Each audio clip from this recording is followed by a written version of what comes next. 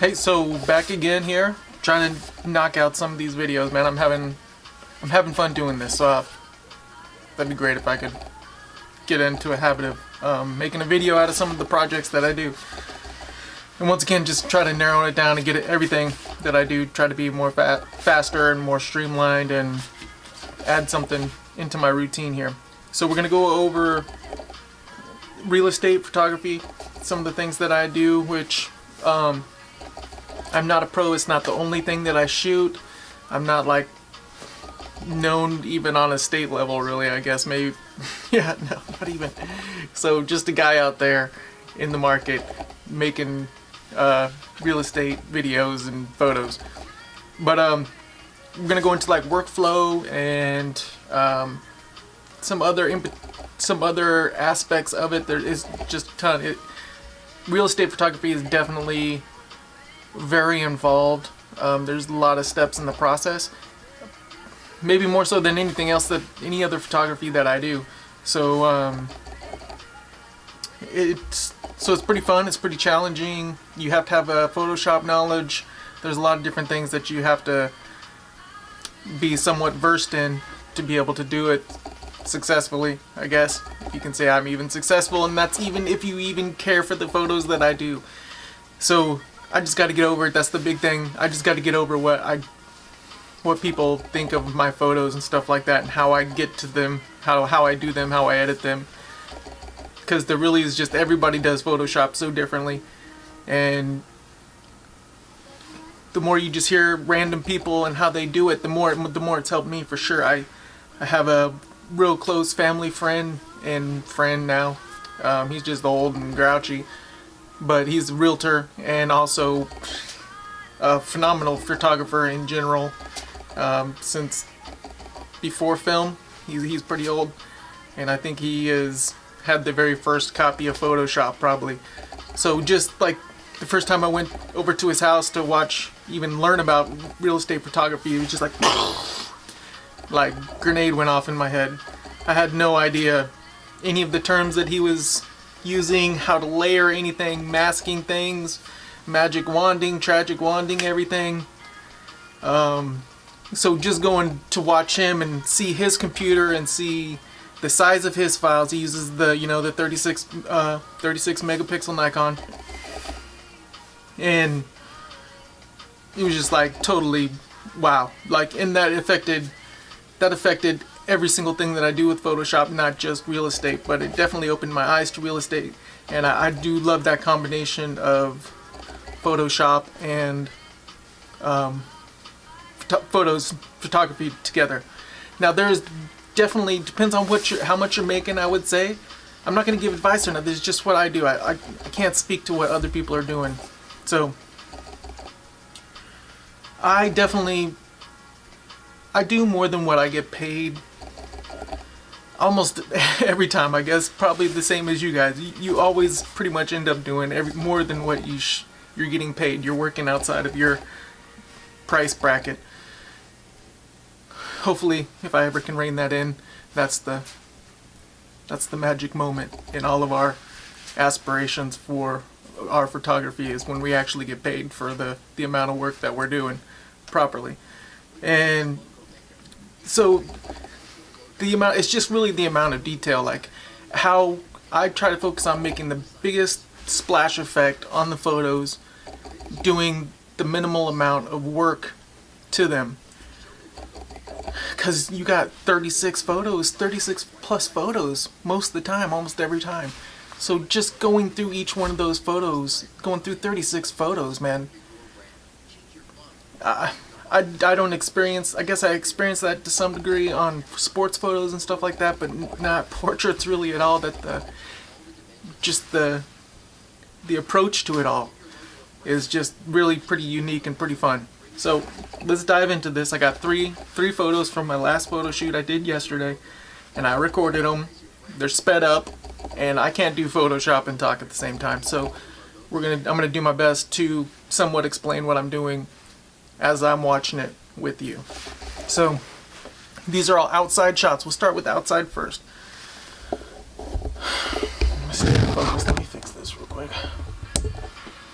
So we'll start with outside first because I'm not looking at you. I'm looking past you, like over your shoulder. Anybody ever do that to you? I love doing that to my wife. It drives her crazy. But so outside is completely different than inside shots. Everybody should be able to do your outside shots pretty easily and make them look incredibly better. I just use one photo from, most of the time, just a bracket of three photos, and I don't layer them or nothing. I just take the best exposed one for the settings that I use, and then just real roughly to go over how I get them. The biggest steps that I do that I don't show here is I bulk edit all my photos together the first time into TIFF, and I use a setting for all the photos straight across the board, inside, indoors and outdoors, and it took me a long time to develop that preset, but that's kind of some of my special sauce too. And then after I get those TIFFs, I re-edit all of them again, the exact same. They all go through the exact same processing again. And back into TIFF again, and then from TIFF I pull them into Photoshop through Camera Raw and make the edits and save them to JPEG, and then I go through and I remove the JPEGs from my TIFFs, and then I erase my TIFFs all over again. So I end up with just a finals folder and an originals folder, and then I reduce the sizes from the JPEG or from the finals folder and stuff, so I end up with like a couple folders inside of my finals folder, but those are the full resolution JPEGs, and then I just eliminate all the TIFFs because that's just extra storage that, in my experience so far, I haven't had to go back and like re-edit anything. So I'm all about saving files and stuff like that, but that's like too much redundancy, and it takes a ton of storage space. I'll have 1 million flash drives. I just had to upgrade all my flash drives over the holidays, so I'm not looking to get 10 terabyte external storages, so that's what I do. I erase those. Okay, so man, the effects that you can do on outside photos is pretty dramatic, and the biggest misconception around with realtors that I deal with is when it's cloudy or overcast. That's perfect. That's perfect. And anything other than there's a perfect sky outside. I hope this isn't unfocused, but other than a perfect sky out, I would rather it be overcast.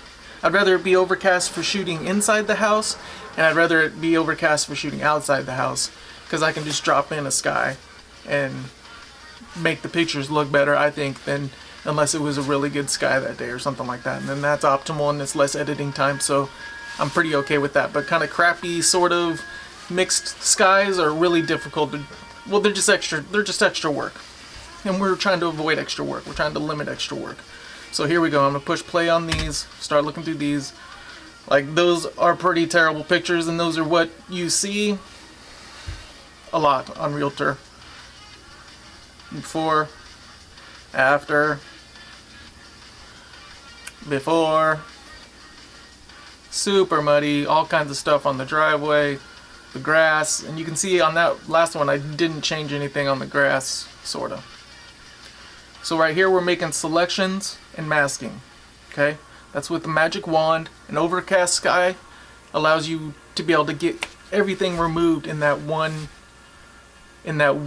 masking, which is awesome. And then you go in there and you got to clean it up.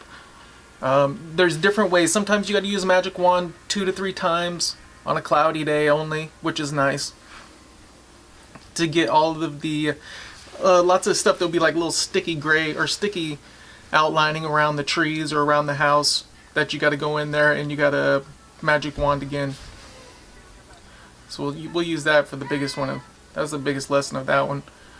And then you just drop your sky in behind it and bam. See, so this one you can see, depending on how you do it, sometimes it takes out too much. And with the flat light sky, like the windows look flat light, and in reality usually they have blue. There's like a tint of blue in there.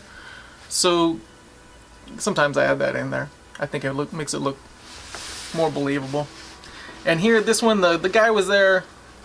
And then also what helps is the getting the skyline. Make sure you took the picture. Make sure your sky picture was taken with the same camera and lens, or mostly the lens that you took the pictures of the house with. So that way, like the scale of it and the dimension of it and the look of it matches your camera, which goes a long way. Here, cleaning up the driveway, which is super easy to do and makes the property look so much better. And the guy was out there, the homeowner was out there, and he's, oh, let me get a broom and stuff and pick it up. And she was out there weeding that little flower bed right there. And I was just like, you know, I can do that pretty quick in Photoshop and just save them. Kind of impress or whatever, you know. Flex your Photoshop skills. But super easy to fill this stuff up. And I put a mask on top of it so I can go back and make any changes. Don't ever do anything to the original photo. This could have been better, but I mean, this is what I'm talking about. Like, how in depth do you want to go? Just about anything is better. It's roughly straight, you know. Unlike some real finished ones that I would for sure go in there and make sure that line was straight and clean up everything. But it's just all a matter of what you got time for and how in depth are people going to be really looking at it. You just want like a good splash image for people that are just browsing through the various real estate outlets, apps. This was a pretty big pretty big fix here. Somewhat risky, I don't know, to make it look realistic or whatever. There's absolutely nothing wrong with that driveway. All the cracks that are in there for expansion were there. There was no cracking in it.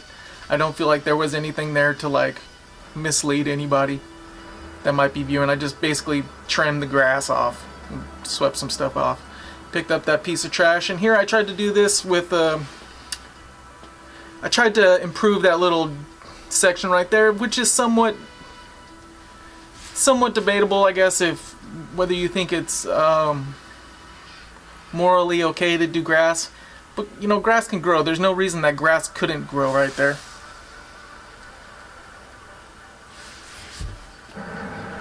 But I don't like to do anything that looks kind of fudged or whatever, and this definitely looked fudged, and I tried it the first time and it didn't work, so I just let it go back. They're just picking up details and all this stuff. Even though I say, you know, people don't notice certain things or whatever, man, you'd be surprised. Like, even you probably know as a photographer doing Photoshop and stuff, like the human eye just picks up like stuff that's unbelievable. It's crazy how we are so prone to being able to catch a visual lie, or you know, like lots of times when you're cloning stuff. I clone and spot heal stuff to get it to mask over and stuff like that. And the best ways is if you have another picture, but you know, you got to match the depth in the photo that the grass is, and the closer it is, the more detail there is. So it's kind of can be difficult to make it not look completely cheesy. And usually I'll give one go at it, and then if it looks crappy, then what kind of cut out short there. But I'll show the finished photos again. But yeah, if I give it one go, and on some things that I kind of go out on, see if I can kind of fix, like that patch in the grass around I can't even remember what it was, around the tree. And after one try, at my flat rate of real estate, I'm not getting paid enough to really go back and do more. Unless I told them I would or something like that, I don't really do that. But that's outside. Those were all just one photo. I put through camera raw settings twice, though. That's maybe a little bit different than what other people do. And I saved them to TIFF first, so they keep the maximum amount of detail and resolution and all that stuff before I changed them the final time to JPEG. That's kind of all. The video's over, so I'm kind of gonna wrap it up right there. But outside shots totally doable, and as you can see, like pretty drastic differences. And a sky, I mean, dropping in a sky, if you think that that's if you think that that's deceiving to drop in a sky, you're not selling the sky. The sky is that beautiful. That's a sky. I mean, that's a sky from Abilene. I mean, this is a sky from where I'm at. Take a sky from where you're at, I guess, if you want to be honest. So I don't know. To think that that's misleading. I don't always prefer dropped-in skies over the natural sky. If you can get a good natural sky, that's always the best for sure, because it totally matches and the trees look right. And if you catch it on a windy day with leaves and there's blur, it can be a pain in the butt and look pretty unnatural. But there's some other tricks. I can't get it all in. Other things to talk about just on this one subject that I can't get it all in less than half an hour. So might even have to break this one up into a little bit more. But good to see you guys again. Looking forward to putting more videos out.